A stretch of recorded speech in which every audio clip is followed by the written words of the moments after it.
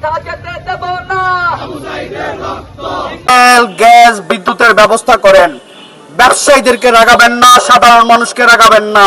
আমরা এখনো আপনাদেরকে ছাড় দিচ্ছি, কিন্তু এই ছাড় আর বেশি দিন থাকবে না। আমরা দেখেছি যে আওয়ামী স্টাইলে আপনারা 144 দ্বারা দিয়েছেন, এনসিপি একটা প্রোগ্রাম দিয়েছে, আপনারা আওয়ামী লীগের রাজাকারদের মতো শান্তি সমাবেশ দিয়েছেন।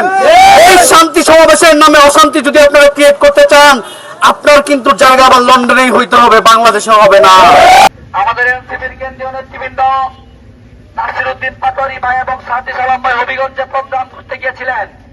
সেই প্রোগ্রাম করতে ফেরার পথে ছাত্রদের কিছু সন্ত্রাসী বাহিনী আমাদের কেন্দ্রীয় নেতৃবৃন্দ এবং বিভিন্ন সংবাদ মাধ্যমের কর্মীদের উপর নৃশংসভাবে হামলা চালিয়েছে। এই হামলায় একজন কলেজ পড়ুয়া ছাত্রের চোখ নষ্ট হয়ে গিয়েছে বলে আজকে জানা গিয়েছে। আজকে সেই আহত ছাত্রটির নাম হচ্ছে আলিফ।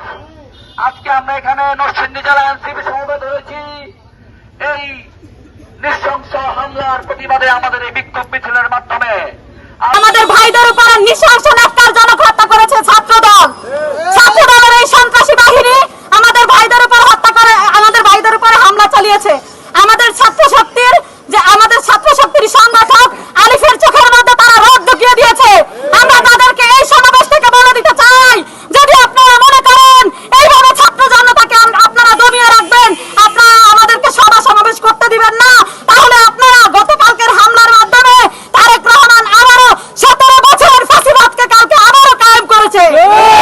গতকালকের হামলার মাধ্যমে তারা আবারও বাংলাদেশে সেই হাসিনার আমলের কায়দায় যেইভাবে বিরোধী দলমতকে দমন করা হতো সেই কালচারকে তারা আবারও ফিরিয়ে এনেছে।